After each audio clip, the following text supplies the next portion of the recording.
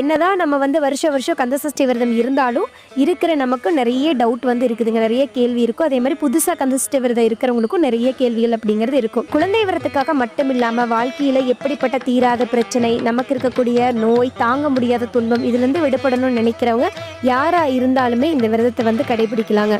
குழந்தைக்காக விரதம் இருக்கிறவங்க மிளகு மட்டும் சாப்பிட்டு, துளசி மட்டும் சாப்பிட்டு, அந்த 7 நாட்களும் தண்ணீர் மட்டும் குடிச்சிட்டு விரதம் கடுமையாக இருப்பாங்க.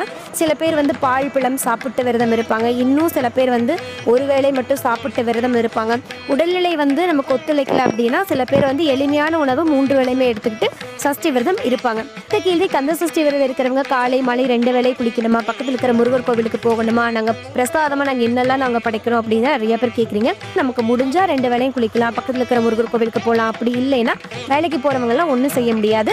நீங்கள் காலையில் எப்பவும் போல் வீட்டில் பூஜை பண்ணிவிட்டு சாமி கும்பிட்டு போவீங்களா, அதே மாதிரி சாமி கும்பிட்டு முருகர்